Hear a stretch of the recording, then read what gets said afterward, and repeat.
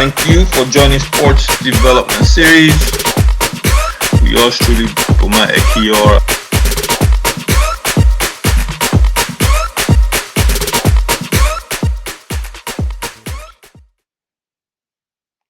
We're up. SportDev. Thank you guys for joining me. Listen, I have no excuses. I've been super swamped, so I now have me recording, but we're back. And my number one guest is back in the house, all the way from the west coast of the U.S. Bay Area. Mike, how far?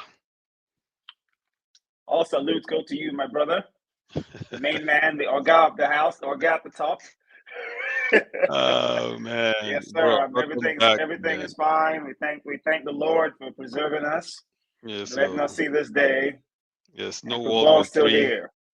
no World War Three, no Well, no as of no now, COVID part two. as of It's all now, gravy, man. So as of now, yes, the so world we yes. live in is that's a whole different podcast that we can do on those things. So Mm, just keep thanking God every day. it'll be a 4 hour podcast. It wouldn't end. No end. You're right about No that. ending. Yeah. Well, let's hop into sports, man. Look, so we have a Club World Cup going on. Mm-hmm. It's kind of crazy, man. I was actually looking at I read the Guardian a lot for some news sometimes, and I was looking at there seems to be this thing that happened with one of Pachuca's players and Rudiger, where Rudiger said the dude accused him, where Rudiger accused the guy of racial abuse.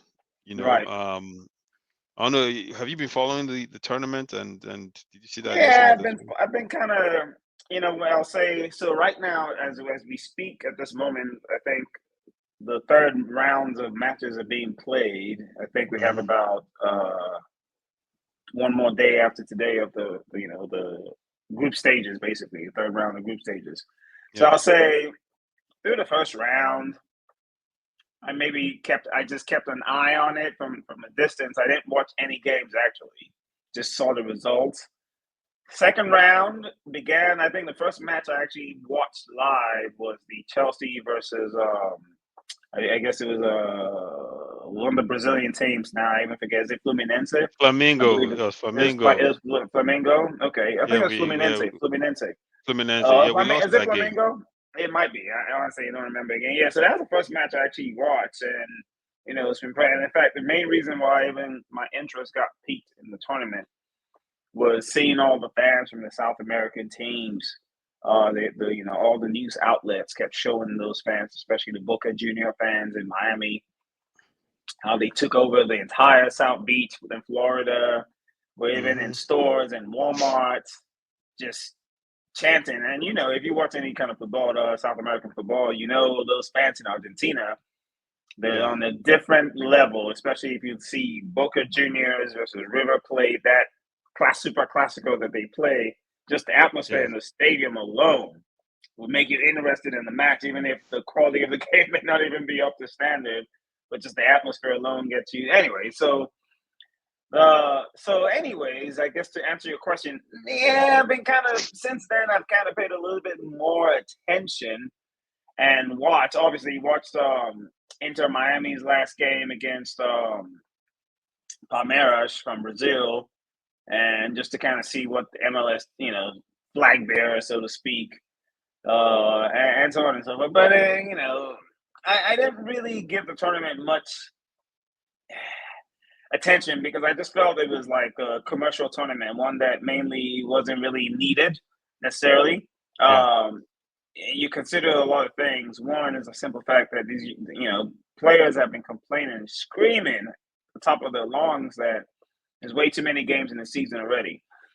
And it's off the back of perhaps one of the most grueling schedules that we had all around, considering how they had the Euros and Copa America last off season, and that rolled into the regular season. And one of the things I noticed about the regular season was the players who played in the Euros, right, and made it up to like maybe the semifinal rounds, with the exception of maybe the guys from Spain, and I'm really specifically talking about Lamine Yamal, and maybe even Nico Williams or Hmm. another Spanish guy.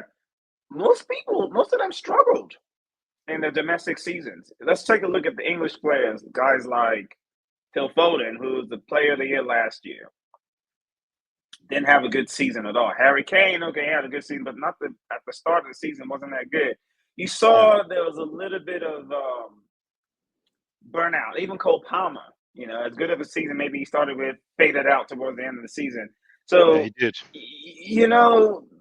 I already felt like season was a little too much because I think at the start of the season they were showing something where guys were going to play the most games they've ever played combined.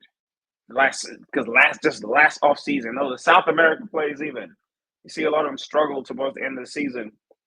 Those that played it late into Copa America.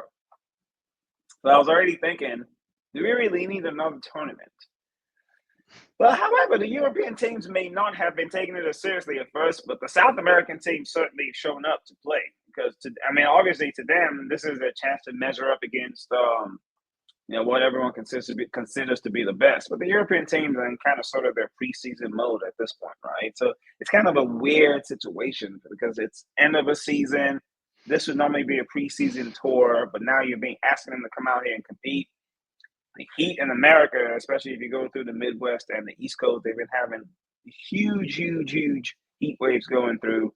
And Yeah. then they play these games at like times that 12 in the afternoon, 3 in the afternoon type times that are just ridiculous because they have to satiate the European TV market.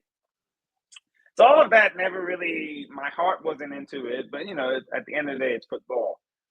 You can only play so much football around me before I'm going to start paying attention to it. So I I think now that we've entered, I'll say what we call the business phase. We're starting to enter the business phase of the tournament. Perhaps we'll start seeing more of the European teams maybe putting a little bit more effort because now it's time to it's the business time to win it. It's like knockout phase Yeah. now. You know. Yeah. Oh yeah, No, no, that's no. my You're take on spot. it so far.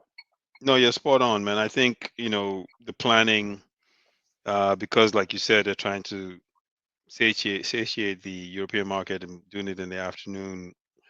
Not ideal. Typically, at this point in the United States, they'll play games in the evenings, right?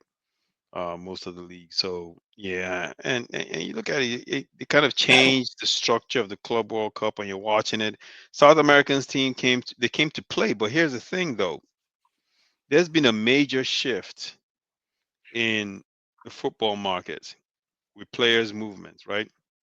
A lot of South American teams are not really selling their best players like they used to, because over the years they've been able to generate significant amount of money where they've started to keep. Typically, there's some guys you would see they would sell in a heartbeat. Those guys are staying back now, and they're paying them the equivalent of what they would have gotten paid if they had gone to Europe. So Mm. you're seeing a lot of these teams. Yeah, a lot of these teams are keeping really good players that they're actually refusing in some cases to sell to a European team. So if a team comes Mm. through and they're like, "Hey, we want to get so and so player," and they'll be like, "Well, okay, 60 million euros."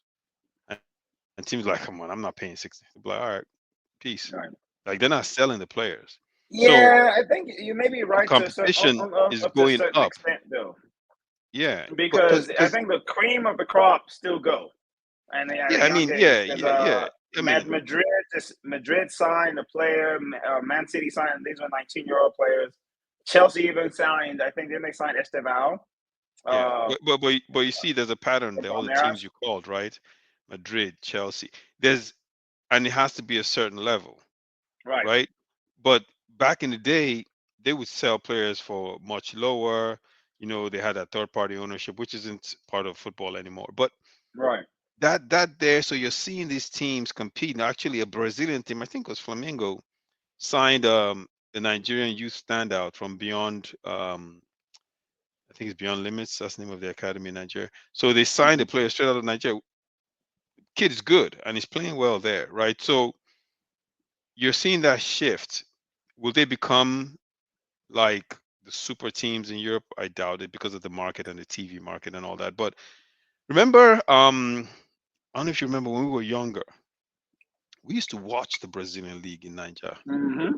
You remember? South Vasco, American yeah, football. Vasco da Yeah, Gama. they used to show that on TV. Yes, So the Brazilian yes. leagues and all those leagues were so, but those are different times. And the other thing too is that I think money talks, right? Always.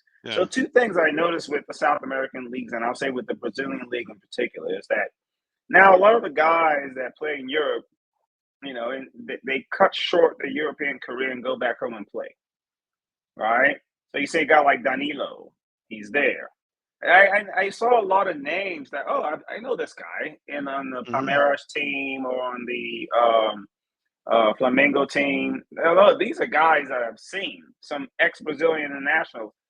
Brazilians don't mind going back home, even when they still have maybe a little more. But you're seeing that more and more in Europe now, in general in football. You see, because of leagues like Saudi Arabia League, the Qatari League are coming in and snatching these guys still in their prime because they have money to pay them.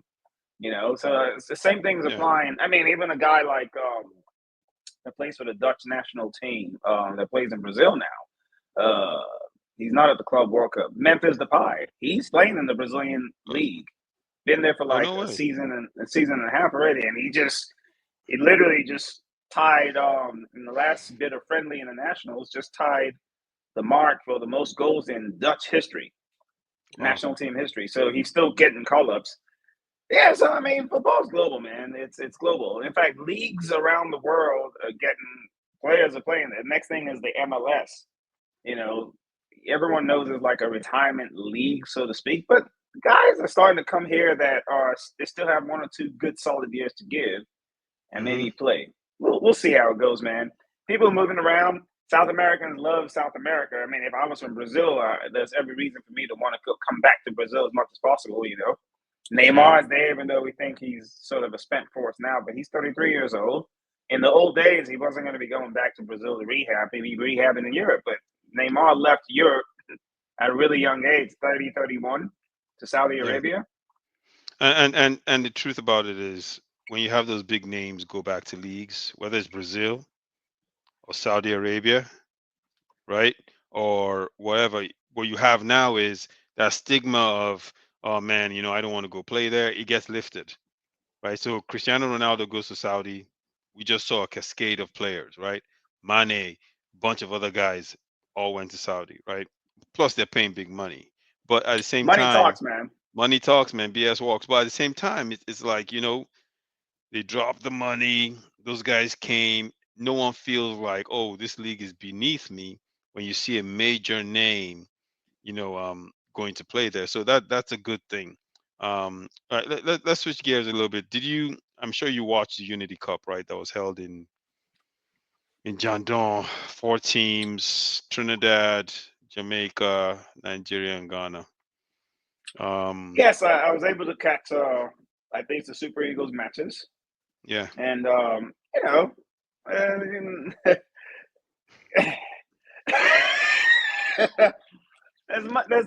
there are some positives that came out of that. Yes, Nigeria won it, but Mhm. if we're being honest with ourselves, there, man, I'm gonna keep it positive. I don't want to glean negatives. Yeah, yeah, yeah. I'll go with the first match, Nigeria versus Ghana. Dessert showed up though, right? I'm sorry. Uh, Dessert. uh, oh yeah. No, Yeah, he showed I up. think yes. So if we're gonna look at positives, the two positives, maybe three positives that came out of that entire series. So actually, a few things. Number one is, if you see the lineup of players, we're missing a bunch of like the established stars. Iwobi didn't play, Calvin Bassett didn't play, Olaina didn't play, Victor Osimhen didn't play, obviously, Lukman. Ademola Lookman. Honestly speaking, if you really list the top five Nigerian players, that may be it right there. And they weren't there. And the same you'll say for Ghana, they were largely missing their top Kudus. players. But the biggest thing here is that Cyril Dessers showed himself. In fact, it's been a shame that Dessers has not acquired an actual cap in a real international so far. The only thing he's done is played in a bunch of friendlies. I wouldn't call them meaningless, but they've just been friendly matches. Because Yeah. one of the big issues that the Super Eagles have is a deputy to Victor Osimhen. And no one has really grabbed the bull by the horn. In fact, forget about grabbing the bull by the horn. They've pretty much shown that none of them are able to fill those shoes ably. Victor Boniface has just flopped. It's been a complete flop. He looks. Yeah, what happened to him, man? What's I going just on with believe. him? I think one. The first thing people say he's not a serious player. I don't think that's what it is. I just think that his style of play doesn't really complement the style that the Super Eagles have. The other players. It's just he's the kind of guy that finishes moves. And when you watch the Super Eagles, we just don't really have other forwards around that will set your center forward up. He's actually not really a center. I know it's hard to believe, but he's not a traditional center forward. Even when he plays in Dortmund, he doesn't really just stay up as the number 9 and stay there. The guy that does that in Dortmund more is Patrick Schick. Victor Boniface plays kind of off the ball. He's like a 10.5 almost. Right? He will finish a move, but he's more involved in the play. But that doesn't seem to work. He's like a supporting striker. Like a supporting striker. Right. He's like a half a supporting striker, but number 9, but somebody who can drop deep and be involved in the play. But that's not the style of the Super Eagles. In fact, we have a lot of guys that just don't fit into the right spot. And one of the things the coach is trying to do is fit these guys into spots that they don't normally usually play. Well, he hasn't done it. Tyrell Money hasn't done it. I don't know why we've been trying to force Sadiq Umar and the Super Eagles fans and Paul Narchu. Those guys just aren't it. It's just very obvious. It's just not it. But who knows what's going on back there that just keeps having those guys be the ones to get call-ups. And see, it's not like Cyril Dessa. You think, controversial question here, you think Sadiq Umar is filling the quota? I don't know I don't want to cast aspersions because I don't know. So it'd be irresponsible in my it'd be irresponsible in my part. What about Ahmed Musa? Because I mean he does play in La Liga. It's just so it's not like it's a scrub playing for a Division 2 club or whatever the case may be. But here's the fact. Even in the La Liga is playing, his team doesn't want him. They loan him out. He goes on loan to another team. That team doesn't play him. He's really more like we'll play you when we have no other option, or you come in as a sub. The games that you start are the ones where, okay, we need to rotate the squad. So he's a squad player on the team he's on. He's not, even in his best, Sadiq Umar has never been somebody who inspires the confidence that, he's going to go out there and, battle and win and score banging goals left and right. No, not really. So maybe that's what it is. Who knows? But, there are always all these allegations of players paying to be in the squad and having godfathers. But moving to the side, Paul Noachu, he just never fit. He just never fit. We forced and forced and forced and forced. He's never fit. He's not the guy. We even have other guys that we can bring in, but we just somehow Dessers never gets that chance. Just don't understand it. And now I think it's very clear for all to see that if you rank the pecking order of forwards, it's really obviously Victor Osimhen. And then Cyril Dessers is number 2. Everybody else comes, you talk about them afterwards, but none of those other guys are doing anything, banging goals anywhere with any kind of consistency. All right, so we spent a lot of time on Dessers. But for me, I think the other thing is we found a couple more defenders. I like that Obu guy that we got. That's the British kid, right? No, not the British. The Obu is the if you're talking about the British, he's Nigerian, but you're talking about the guy that plays at Brentford. Yes. Brentford's academy, Benjamin Frederick. He's somebody I've been touting for so long, ever since the Under 20 World Cup. Solid, man. Yeah, right. He was solid at the Under 20 World Cup. I believe that was in 2019. Or is that 2019 or 2021? I think 2021, the one that we lost to the South Koreans in the quarterfinal. Yeah, he was one of the standout players, him and the goalkeeper in that tournament. Then Ogud is playing over there playing in Czech Republic. He came in, I think, because the time to revamp our center backs is now. Right, guys like William Truce Ekong. I love him all. A good leader, has been a good captain for the Super Eagles, but we're seeing signs that he's just not it anymore. Age catches up to everybody. Yeah, it's just time. What was the other guy that we didn't even invite this time? Again, he's been long past it. Kenneth Amaro. I pray we never see that guy in a Super Eagles game. But when guys like that are getting invited, is telling you the issues that we have, right? The things that the Super Eagles lack. The things Super Eagles lack are still there. Our midfield, we don't have a creative midfielder. That's just the biggest problem that the Super Eagles have, And so for whatever reason, we can't finish out matches. Can't seem to close out matches. If you play the game against Ghana, dominate that first half, probably should have been up by 3 or 4 goals, really, in all reality. And then the second half was just abysmal. We just conceded everything to those guys. They dominated the game. We won the game 2-1, but I'll be honest with you, if Ghana feels better because they discovered 1 or 2 more bright young stars that are there for the future, better than Nigeria in that match. Yeah, it's always great to beat Ghana because of bragging rights. Yeah. But let me be honest with you. Apart from the scoreline, which is obviously the most important thing in football, but for a friendly match, you want to discover things. I think the Ghanaians discovered more. They had this one right winger that came in, right wing back. I forget his name. Came in and just ran that right side ragged. Yeah, I remember who you're talking about. Yeah, he kept coming down the flank and just killing it. Yeah, beating everybody. And then the guy that scored his first goal for God. They look better. And they didn't have any senior team players either. The only senior team player they had was Jordan Ayew. But even the combination play was neat. Our guys tired out in the end. The same thing that happened against Zimbabwe in the World Cup qualifier. Our guys tired out in the end. So I'm not understanding how we're tiring out at the end of matches. It's become like a theme, right? Where towards the end we're hanging on. Even against Rwanda, we hung on a little. You know what I mean? Like, teams just wait for us to tire out and they apply pressure, and we concede goals every time pressure is applied. So those are positives. When you look at the game against Jamaica,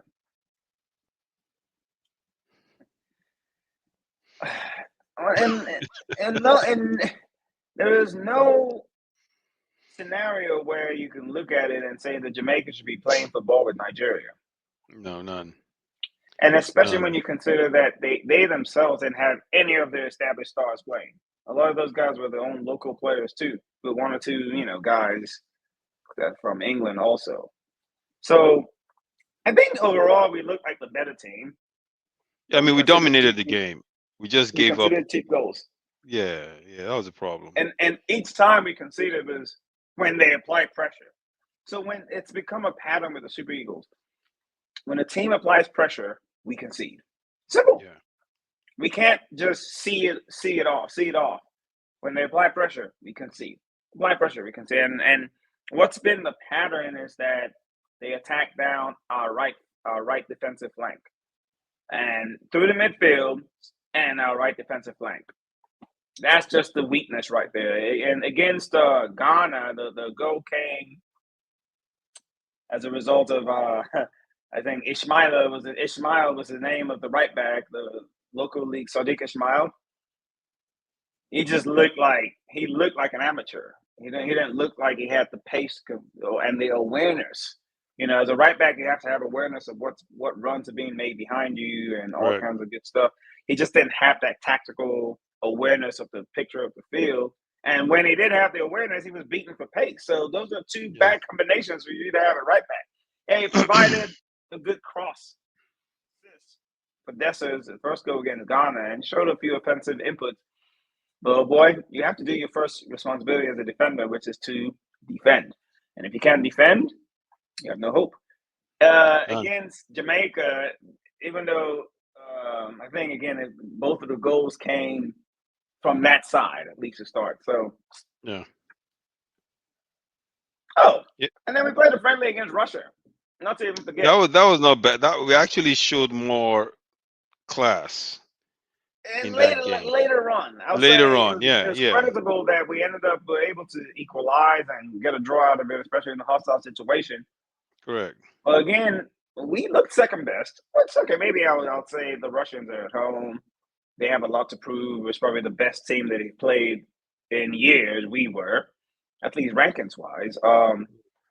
But We look better in the man, second half. In the second half, we looked a lot better than we did in the first.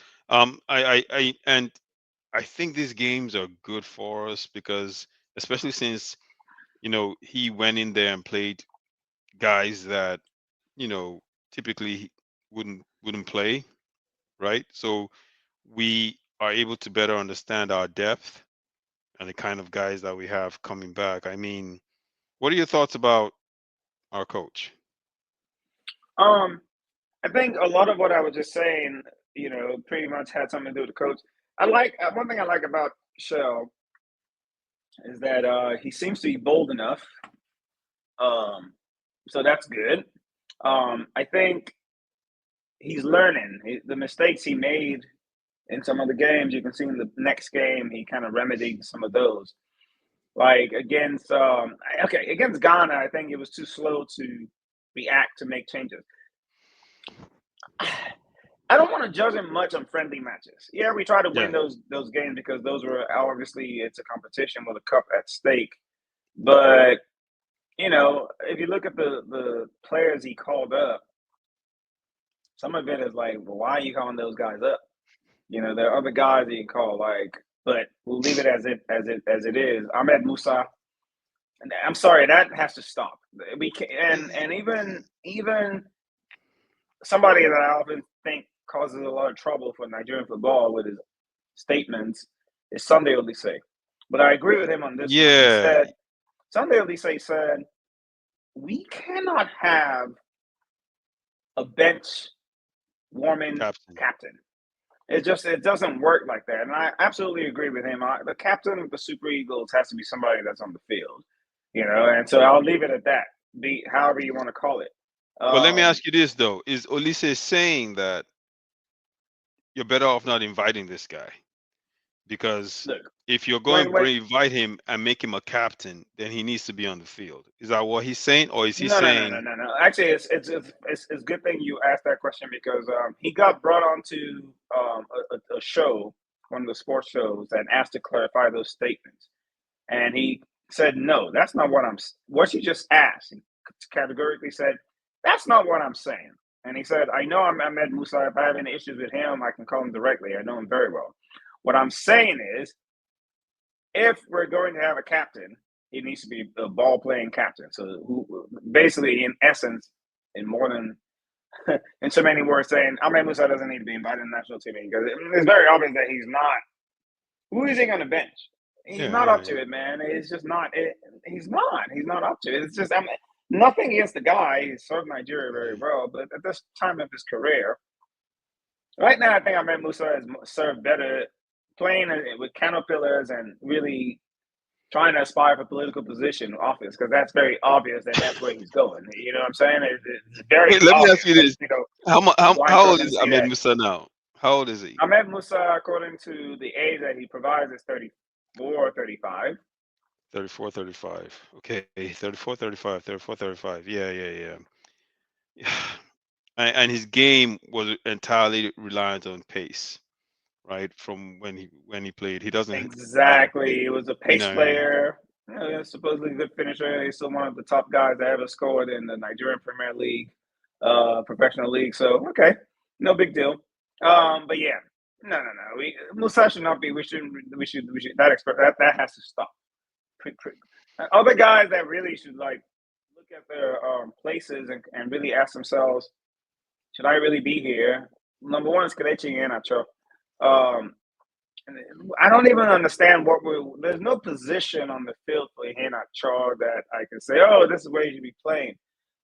In fact, it's funny because in that match against Ghana, the moment we brought in Iheanacho and Musa, our game just collapsed. Yeah. He just I don't understand what it is that the coach is asking out of Kelechi. What do you see in his game that you're saying, oh, he's going to translate that into my idea Did of what did you football did is? you see what happened in Spain? He got What? signed. Yeah, I mean they let him go. They pretty much were like Oh, you're talking shoot about Sevilla? Oh, Sevilla. yeah. Yeah, He wasn't getting any playing time in Sevilla. I mean, I whatever mean for whatever it's worth. The coach, the yeah, coach pretty they much. consider him, but he's still on the books of Sevilla. They sent him on loan to the English. English League One, Yeah, right? lower Or division in championship, I England. beg your pardon, Yeah, the championship. Even there, he really wasn't getting. I think Middlesbrough is where he ended up playing, I believe. He played, but he wasn't getting playing. He wasn't getting starters playing time. Like, because oh, the list of the team is there. Kelechi and that was one of the first names on the. yeah, No, it wasn't even like that. based He based produced on a what little bit, but based on what the coach was saying, the loan thing is like instead of keeping this guy on our bench where he's not making any money for us, we're not going to play him. You might as well just send him out. So let's make some money off of him because anytime yeah, there's a loan, the loaning team has to pay a fee. So and what he's not on our books. So that's how much of a bust he was going into Sevilla, which is a shame because they bought him expecting that he's coming from EPL, he has all this experience, you know what I mean? But Henacho is not it anymore. I'm sorry. I used to be a yeah. fan, but clearly he doesn't have the legs anymore. And I don't No, know he if I doesn't. can No, he see it, if doesn't. you can see it, No, he yeah, doesn't. He then doesn't have the legs. I know Shell And I know honestly, I Shell think can see it. his career has been a little bit Yeah, of a underwhelming, considering where the pedestal that he was placed on to start. And that's something that you see with a lot of Nigerian players, man. Decision making as to where they end up. You know, Man City was good. Okay, hey, who say no to Man City at that time?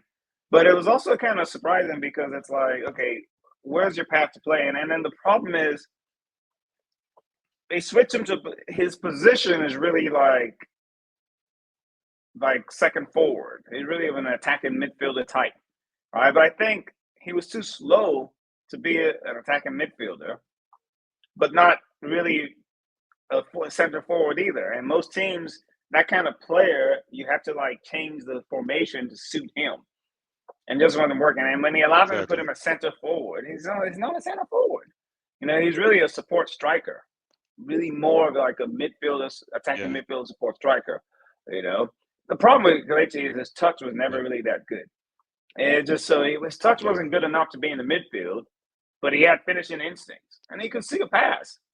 So he was useful. So it really, at the end, you kind of saw him as like a super sub, come in and change the game. But frankly, he should have left. I don't think either. Okay, maybe it wasn't terrible. He went to Leicester. Really, he had a chance to go to Germany. He should have gone when he was young, where he was guaranteed to be playing. At that stage, go to Germany, go play, get on the field. But he went to Leicester, stayed at Leicester, and he was never going to bench Jamie Vardy ever. And yeah. his career just petered out a little bit, unfortunately. He had that one purple patch when he was winning player of the month. I think it was back to back or something like that. But after that, he's just never really been the same player. Yeah. Another And guy, I don't know if this is true, but I heard that he's not very disciplined and he's not much of a hard worker. So I heard that kind of plays into it as well. As you I kind don't. of Again, I don't know. I'm not there. I don't want to talk about a player no, that no, I has mean achieved a lot. You know. someone that works through NFF was who I heard Yeah, it but with I that mean, they go one in. time he showed up to camp and Kelechi looked like he had a pot belly. That's what I mean. Yeah. So again, who am I to really? I'm sitting here, and they're the ones making the money playing the game. What do But I he do? made Play good on money Sundays every though. once in a while. He They made make good good money money. now.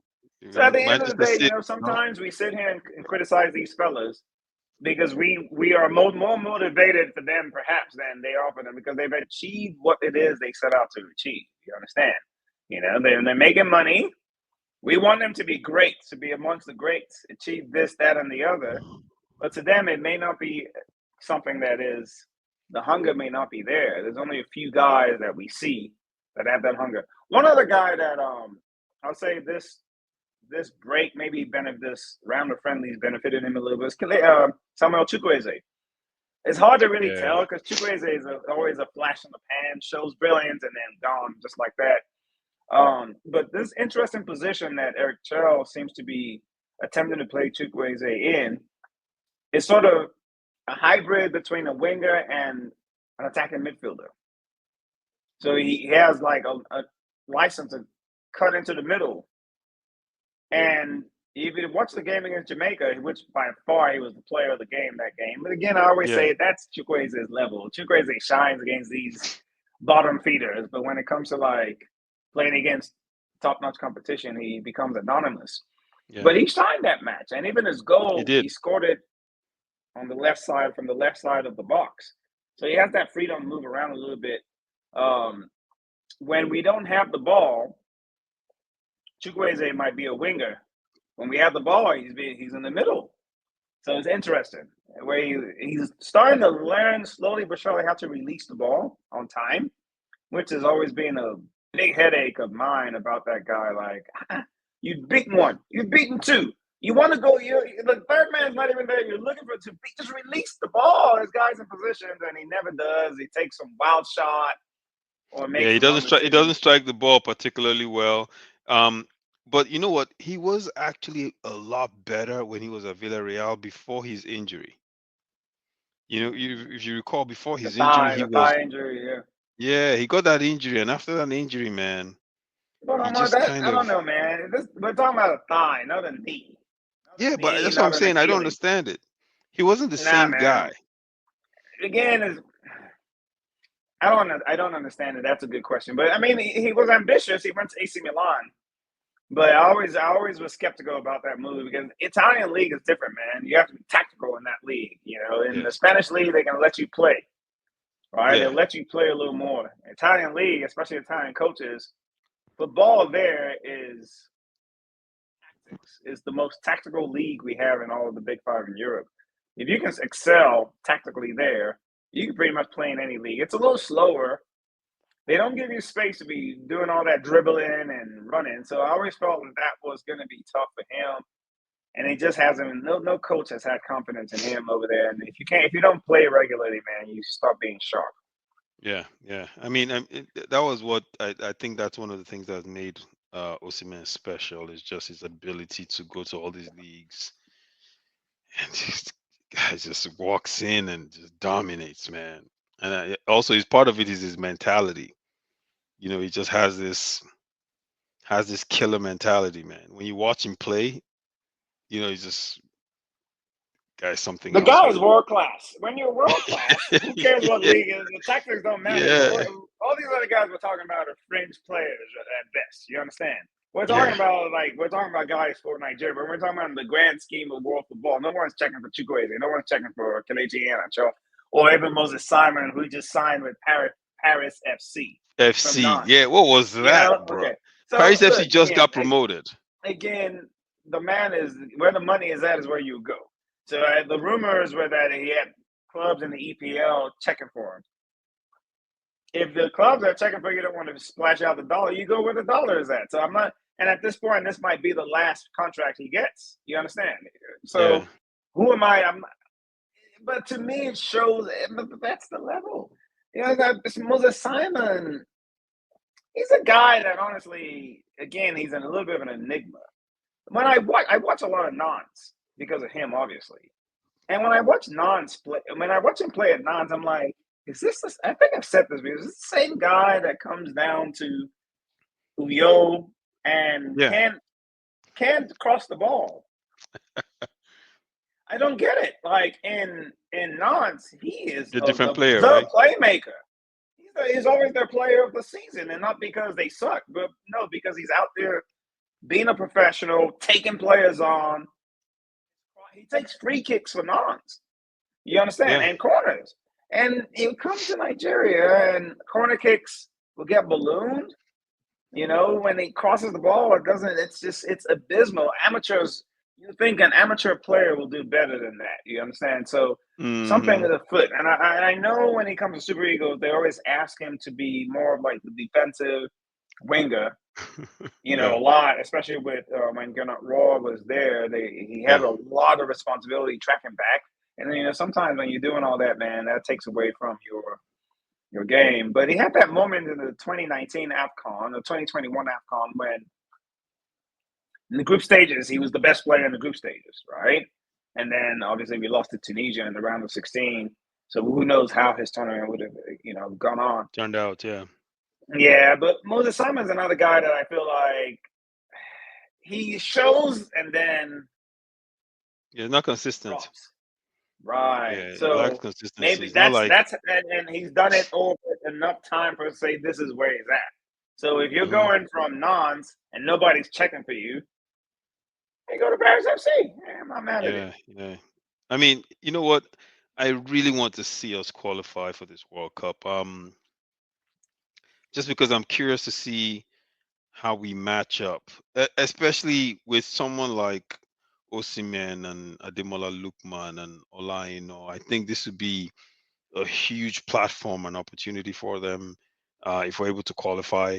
Imagine those guys on the world scene and the level of hunger and performance they want to put forward. You know what I mean? These are players that don't get affected by the bright lights. They're used to it. They step up when the bright lights are turned on. Those are the Yeah, kind of it'll be a guys they big are. shame. Big Yeah, shame, man. bro. I'm actually looking at it to be a lost generation.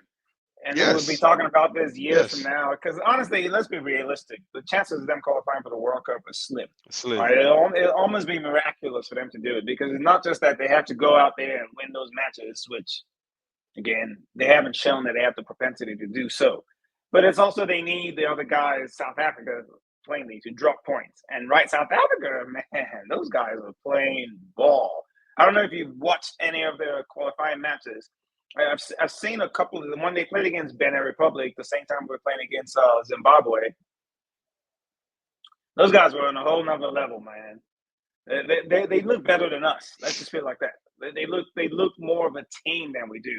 Individual players, yes, I think we can stack up our players and we'll say, okay, no one's better than Lukman. No one's better than Seaman. You can even argue guys like he will be, one or two other.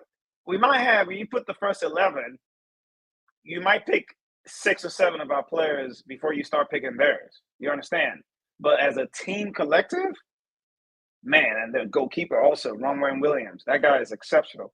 They understand what the coach wants them to do, and they play very well together. And I think some of it has to do with the fact that all those guys all play in the local league by 1 or 2 other guys. You understand? They all play in the local league. Most of them play in the same team. So there's that consistency there. And then here's the other thing that's not in our favor at all.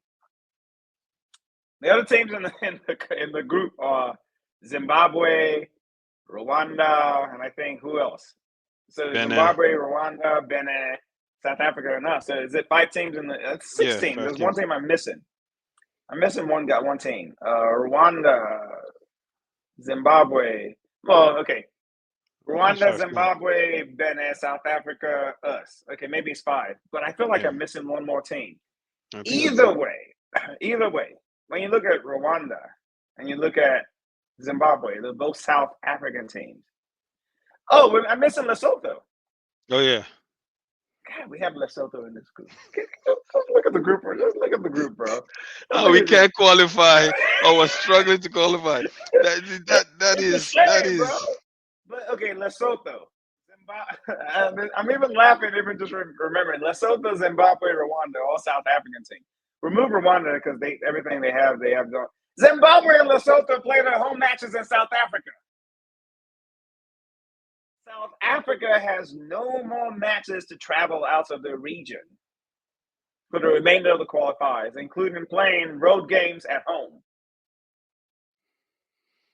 I think for us, the big thing that we can control is going over there and beating them, right? That's in September, right? I think that's in September. So yeah, I think September 13th, if I'm not mistaken. Yeah, that's the big test. And we can. Look, will we? I know we can't even beat Zimbabwe in our own backyard, bro. It's a tall order, but I think, like you said, I wouldn't put money on the Super Eagles beating South Africa in South Africa. I'm sorry. At best, I feel like we'll get a draw. Yeah, listen, but here's what I think, though. Everything is about matchups, and a team like that feels, oh, we've played them in AFCON, we went there and did this, they're going to be feeling themselves. And another thing is, if you open up, I know they're tactically disciplined, but you open up and start trying to play. Before you know what's happening, you could be down by 2 goals. Think about it. They won't have they won't have any need to open up. They don't need to. And that's why the pressure is on us. Yeah. No, exactly. So that's why I'm like, things, honestly, obviously I'm not saying that we cannot beat them there. But when you look at it, right, let's look at our last 5 matchups against South Africa, last 4. Even if you look at 5, we've beaten them once, just Yeah. one time, like in regulation. And that one time we beat them, we went to overtime to do it, to extra time to do it in AFCON in 2019, right? When Truce Ekong scored in extra time. Prior to then, the prior 2 matches, we drew and we lost, actually.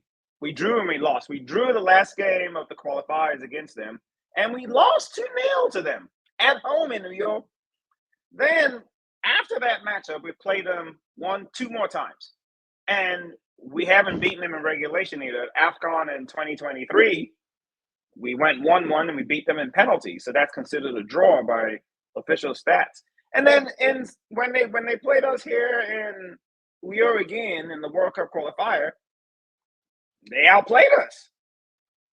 We equalized at the end, but they had the lead. They outplayed us. Again, South Africa doesn't feel Nigeria right now. I'll tell you that. They don't. So in the old days, there was that fear of Nigeria. In the last 5 matchups, if you look at it, it's really gone more their way than ours. You understand? Yeah. At least when we're drawing South Africa consistently, at home, we can't even beat them. Yeah. We haven't beaten them the last 3 matches we played them at home. And let's just hope that what you said is the motivation our guys will need to say, you know what, we're gonna go in here and we're gonna get in that ass. You know what I mean? Yes, Like look. we are going to go in and beat you. So I think that's the motivation. And look, the mentality of the leaders on that team is what I'm actually counting on. The likes of the Osimhen, Who? Osimhen, But Lukman. see, I You know what I mean? I Like want to agree they with have you, a but winning mentality, right? except that if you So think about those guys, when you think about it, man, what have we done with those guys? We haven't. I mean, AFCON final, so that's nothing to sleep on. But we failed to grab the ticket to go to the World Cup in 2022. Those guys were on the field. In fact, it was Ademola Lookman's first. yeah, they're a I'm lot not going to younger blame though. him for that. All right, Yeah. well, Osimhen was on the field. It's more than just a Victor Osimhen. Granted, I think part of the reason why we are in this predicament that we're in is because Victor didn't play the first 4 matches of World Cup qualifiers. It was injured every time. So the first 2 when Raw was there, when we drew with Rwanda, I think we drew with Rwanda and Lesotho. Damn, yeah, right though. We didn't go to the last World Cup. Zimbabwe, yeah, we drew with them. Oh, sorry, I take that back. We drew with South Africa, and I think it was Zimbabwe. Yeah, South Africa and Zimbabwe, because we whatever the situation, and then we lost to Benin because you see what I'm saying? Like, just look. We don't deserve. Like, do we even deserve to go to the World Cup? When you look at it, man, because we're missing things. We're missing some basic. We have no creative midfielder. Our midfield is short of that. And when Osimhen is not there, we can't score. And if you look at it, like we even with Osimhen, we can't score. Oh, that's the other thing I was going to talk about. When teams sit back, which teams have realized they could just do now, just sit back in a block. We can't break them down, even with Victor Osimhen on the team, because we don't have any guys that can do that. All right, we can't break them down. We haven't. How many times have we scored more than 1 goal in the entire World Cup qualifier? We scored more than 1 goal once. One time. Wow. And that was when we beat Rwanda 2-0, 2 goals from Osimhen. All right, if Osimhen didn't play that game ends 0-0. Yeah. More likely than not. Or we lose 1-0. All right, it's just how it's been going. It's just, and it doesn't matter the coach, whether it was Sarah to start or Iguavon Finidi George took over. That was disastrous. I think it was 1-1 against South Africa and then 2-1 loss to Benin. And then now to this last 2 games where, again, even that Zimbabwe match, the reason everyone talks about we collapsed at the end, but the reason is because we blew many chances. We should have scored like 2 or 3 by the time. Yeah, the game should have been wrapped up if it was at the point which they scored. We're not clinical in front of goal at all. Yeah, Um, we're not. So it's what, even if you go back to Unity Cup against Ghana, yeah, we scored the 2 goals. That was actually a shining, but it really, we blew many chances to score more goals. You know, against Russia, and against Jamaica. actually, you know what's crazy? The Unity Cup at the end of the tournament, when we won the penalty shootout against Jamaica, did you see how the team celebrated? I wasn't celebrating like that, bro. No, I know, but I I'm felt saying like like if disgrace that it we had to tells go to you, penalty shootout to yeah. playing Jamaica. But when you look at the way they celebrated, right? It tells you something about the What does it tell you? mentality of a team. Yeah. What is it? What does that mentality tell you? What did you It glean out of tells you that? that there's no winning mentality in there. They kind of feel like, seriously, they're grasping at straws, trying to look for any glimmer of success. So if, for instance, if you take the Lakers to a preseason game somewhere, and they've been winning, and they were NBA champions, and they played in some European preseason friendly against, they win it, they're just gonna be like, okay, whatever, guys, high five, we're out of here, right? That's how we should have behaved at the end of that tournament. But because we've struggled so much, right, in a penalty shootout against Jamaica that we happened to pull off, everyone was like, ah, hugging each other, and so Well, it bro. shows you. One thing I would say, just to be fair, right? You win a trophy, you celebrate a little, and especially at the end of the season. Plus, that whole thing was cruise, man. Those guys are all in London, even inside the stadium. The atmosphere was all cruise atmosphere. You understand? Hey, Chelsea celebrated Ting Pot Trophy, the trophy they just won, That's my point, the though. UEFA Conference League. Yeah, that's So, my point, though. We've been terrible. oh man, Right? I'm Yeah, like, that's come my on, point. bro. I No, no, no, celebrated no, no. that. Why? Because we could not win anything. We were struggling to make fourth. Right? So, Yeah, but so it turns out they actually had a pretty if you look at it from the grand scheme of things, Chelsea actually had a decent enough season. At least they ended the season man, in good, at some but point it looked like one making Champions League. It was tough. It was tough. But I'll hey give man, them this. sometimes when the going is Towards tough, the it end of reveals character. Yeah, but towards the end of the season, they woke up, they came through, they started playing well, but during the time, like you said earlier, right, when Cole Palmer, his form went down, man, we struggled.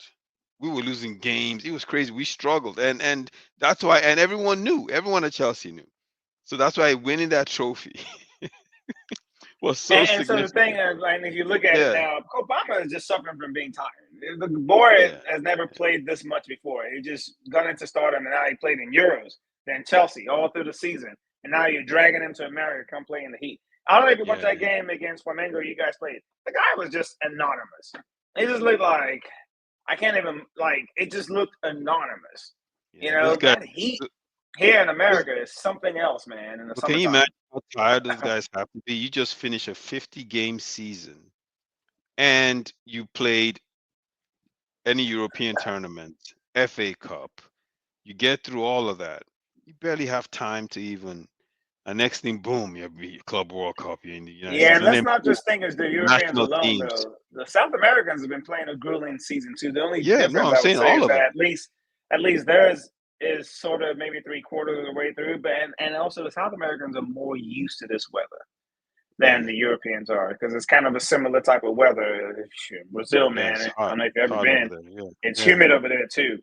All right, so yeah, but yeah, man, the other thing I want to talk about too, man, was what's going on with our boy Mr. Victor Osimhen in this transfer case that he has, man. It's becoming Bro, a I don't saga. know, man.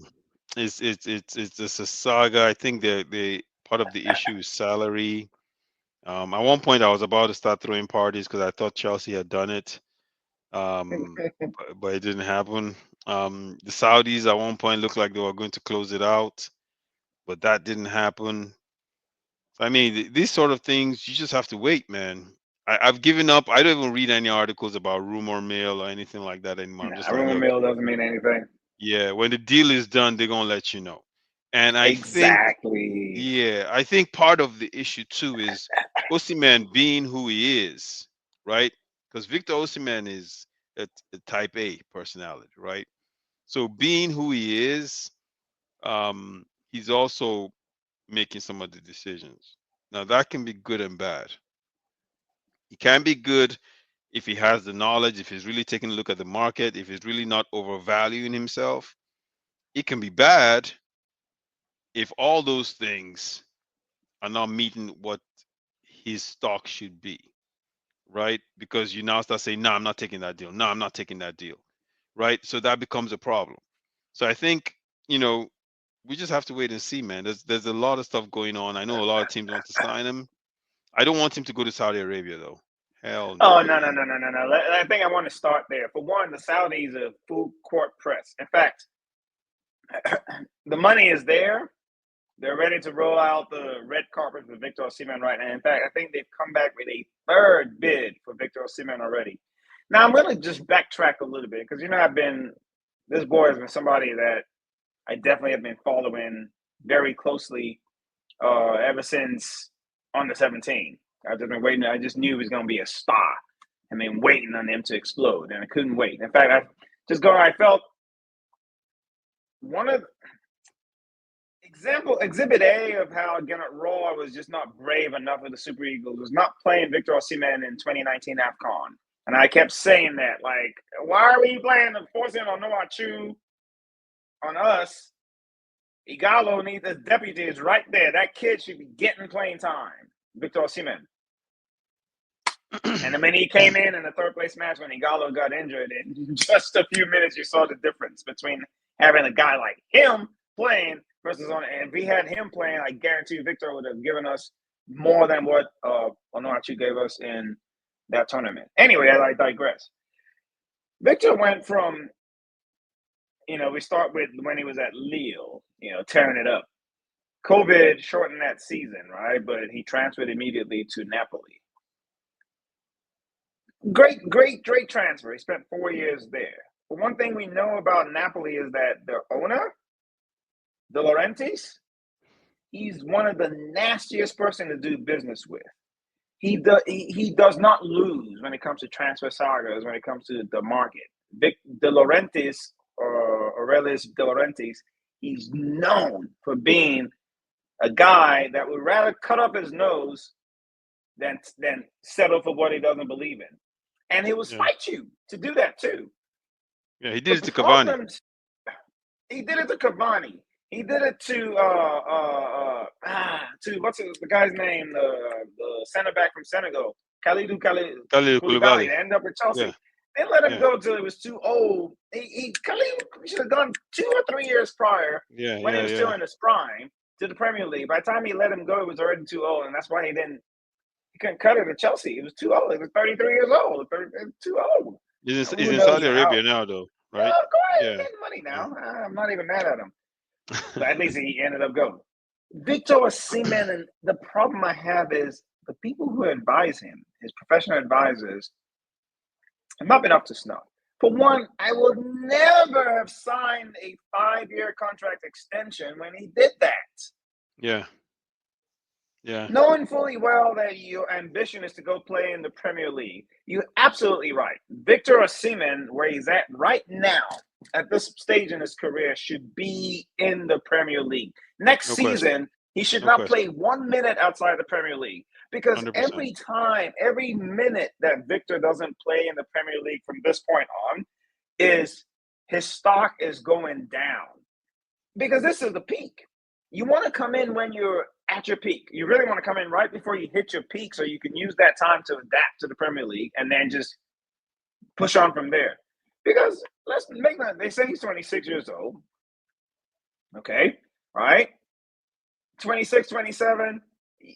I don't care where you are. You're going to need some time to adapt to the league. Where is it going to be when he's 29 and already on the down slope somewhat that he's going to come into the Premier League now? No, come in now. This is when you're at the very top of your game. You're not going to be – let me tell you something, bro. De Laurentiis is going to sit there and say 75 million is what people are saying, oh, Napoli wants to make sure they make money. De Laurentiis doesn't care. He will sit there if you don't meet exactly every last kobo that he wants. He's not selling. And No, now certainly. Victor's, been talking shit. Supposedly, there's friction. He's not gonna do a deal to make Victor happy. That's not part of the deal. So what does that mean? If teams have to pay such a high transfer fee, it means Victor has to cut the salary. Because the demands of the salary right now, I think he's demanding upwards of 400 to 500K, 3 to 400K, or is it a week, whatever, however it is. And in Has to be England, a with week, yeah. taxes, in order for him to make that, they have to pay him about 600K a week. I'm sorry, nobody's paying him that. It's just the market. Does it deserve it? Probably, but he's not going to get that. That's just the reality because of the financial fair play things that are going on right now. The way a lot of these teams are cutting back on their financial fair play, they're making sure. And even if they wanted to spend, they've already spent. If you think of your team like Chelsea, their money's tied up in all these other contracts already. Where are they going to get the money to splurge on a Victor Osimhen to pay him 600K a week? They can't. You can't do it. Especially if they spend 75 million on the transfer. So one of the big issues here is that if Victor is going to come to the Premier League, he has to understand the long game, which meaning that, take a pay cut now, but you're going to make that money in the back end because you're going to bang in goals, man. You banged in goals everywhere you've been. That's the goal scoring. You wake up scoring. That's not an issue. Look at the long term. Market yourself a little better. There's commercial probabilities and possibilities. You're going to make that money on the other end, but it looks to me like, from what I'm hearing, he's adamant about not taking the pay cut. And that's been a sticking point. One of the major sticking points about the pay cut, like the salary issue, has been. But we'll see. I think what you said is what he needs to realize. There's always a window in these footballers' careers, right? And that window is very limited for you to be able to do certain things within that window. If I was advising him, I would say to him, forget Saudi Arabia. Saudis will be there. I don't for know. you. I don't know. No, honestly, listen. I'll say look at it. No, I'll say forget it. You know why? You know why? I would say forget it. Victor Osimhen, Victor Osimhen can go to EPL, play the next 3 to 4 years in EPL, and then go to Saudi, and he'll make lower money, but he'll still make a significant amount of money in Saudi, right? When he's way in his 30s. So this is about legacy. That's what this is about right now. You have this window right now to go to the best league in the world, play with the best players, and bang in double-digit goals where your name, your value, everything goes through the roof. And then you go to Saudi and take that tax-free money. You know what I mean? And so like you can still come back to England later on, and you still have commercial possibilities. In Europe, everybody knows who you are. But who knows, man? Again, because here's what the narrative is going to be, right? All these athletes are like, oh, this guy was great here, he was great there, but he never played at the highest level.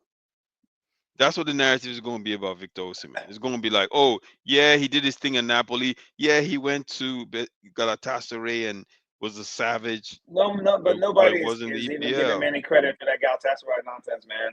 Everyone's looking at it like, why? Why are you there? You know what I mean? Like, that's a wasted year, man. That year, imagine. Exactly. Imagine what he would have done in EPL this year if he was. Even if he came in and only scored 16, 17 goals as he acclimatizes this first season. Yeah. You understand? And now push on and start banging in that regular 23, 24, almost 30. Look, Victor Osimhen is tailor-made for Chelsea, if you ask me. The team around Chelsea is just ready for him to slot in right there and just be the center forward. I mean, he goes in there, it's a different team. I swear to you. Chelsea even messing around with Nicholas Jackson and those are sport players, man, at that level. When you guys are you guys playing Champions League? You're playing Champions League. Yeah, we're playing Champions League. Yeah, there's no excuse. Man. Like the laugh and Nicholas Jackson, those are guys bringing after Victor a hat trick already, and he's clapping it on his way out. You understand? Okay, we need somebody. Bro, He needs take a break in the last 7-8 minutes. You bring it to like, come on, bro. I'm not Listen, a Chelsea man. fan, but even I understand that there's levels of this thing, man. And You're then preaching those to guys you the have at converted. center forward, it's like what you guys are doing is you have a Mercedes Benz, and you're putting $20 those rims, those spinning rims. You're putting that on the Benz, and you're carrying Nicholas Jackson and the lap on the tire. Like, why? Why? Nicholas What's Jackson. Nicholas Jackson oh, does what he you're does. putting regular gas in a Mercedes, an S class. Yeah. You know what I'm saying? Like, come on, bro. If Osimhen comes in there, he'll tell Nicholas Jackson, "Hey, youngin, let me show you how it's done. This is how you play striker." You know what I mean? And the thing about it is that with Osimhen on the team, even guys like Nico Jackson will even get better. You'll play better. And you'll push him better. Osimhen will tie the 100%. defense for you. You come in 100%. and you scoring tap ins because the defenders are tired after. In fact, they'll even relax once you come in. We're done. I don't get it. Victor Osimhen is world class. When you look at the center forward, you mentioned it's 3 names you would mention, and Osimhen's name will be in there. I don't care what order you call it. No right? question about Simple. It's as simple as that. It slots in. Yeah. I know Liverpool supposedly were going after him before, but now they signed Florian Wirtz, 150 million transfer. I just don't see them splurging. It's just there's only a limited amount of funds. Oh, they signed Florian? Yeah, From Wirtz signed, Leverkusen? I believe, Friday. Yep. He's officially a Liverpool player now, and that just Liverpool. They've had the best transfer market quietly. They signed Kirkes at left back. Well, I don't know if it's official yet, but that just immediately upgrades to the left back position. They signed Florian is a steal, man. That kid is good, man. They signed Frimpong, which they signed Frimpong as well. That's their right wing back. So I don't know how at least they somewhat replaced Trent Alexander-Arnold. Yeah. And then they signed Wirtz. Jesus Christ, that guy's special, man. He's good, man. He's a player, man. He's a player. Yeah. No, I think Chelsea is trying to close the deal. I'll say that for sure. I don't know, man. I don't know. They're trying to close it, but I'm looking. Once they have the lap, and I think they have to get rid of one of those. Well, obviously it's going to be what's his name, Nico Jackson. I think they're trying to offload him, from what I understand. Like, rumors again. No one really. Rumors just are bound at this time of the year, and nothing ever really happens till the paperwork is signed. But yeah, man, Osimhen should be in the Premier League this season. I'm not talking about like January loan or signing. It needs to be starting. He needs to come to camp, prepare with the team, and be ready to go, man. And really, he needs to understand that and get on with it. People advising him should tell him the truth. You understand? I know he's back home on holiday celebrating, but he needs to be told the truth. Like, bro, okay, either that or take Saudi money. That's how I look at it. Take the Saudi money, go. If money is it, go take Saudi money, go and retire and go into obscurity. No one's gonna remember you again. Yeah, exactly. If you want to make it about the money, right? Take the Saudi money, go over there, and people will be asking, "Whatever happened to Victor Osimhen?" Oh, he's in Saudi Arabia. No, because that's what happens. Saudi, you just disappear. You disappear. You fade. The only person they talk about in Saudi is Ronaldo, just because he's Ronaldo. Benzema is there. And Victor Osimhen, not guy man now. He's a young guy. Saudi versus Jandon. Come on now. There's no, go to London, man. Go relax. And the other team that they're talking about, they should get him is Juventus. Like, no, bro. No. Now, don't go back to Italy. Man. Why? For what? To me, that's a step down from Napoli.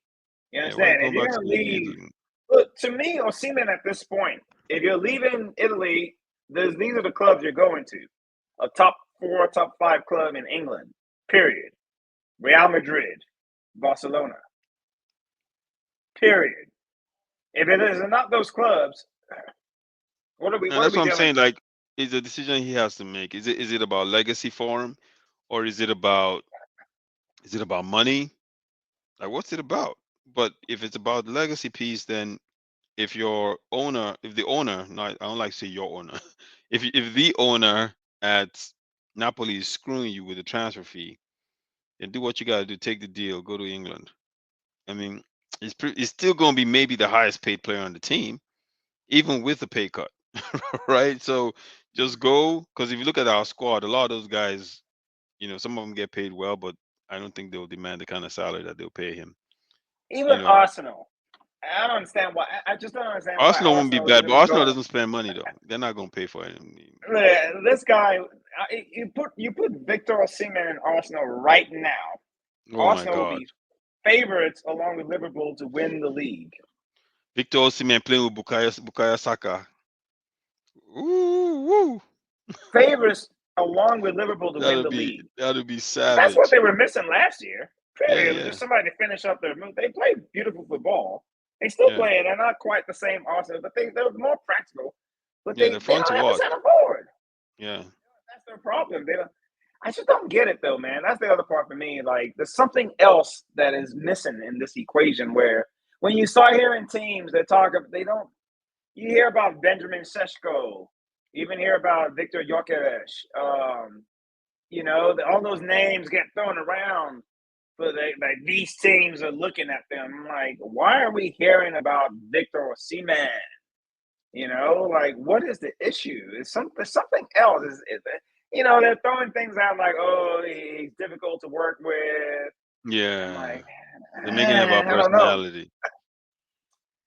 Yeah, there's something not quite.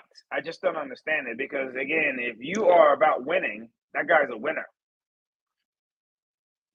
Period. Hands down. No question. No question. My man, Yes, mm-hmm. we're gonna wrap it up here. We've done over an hour. Do this again. We'll do a monthly series and kind of take it from there. I'm game. Call me whenever you are. My phone's always answering, so no problem. Oh man, appreciate it. You're looking fresh. Callie's treating you well. Oh man, it's just a good lady, man. That's all. All right, everyone. Hey, SportDev series. We're out. Peace.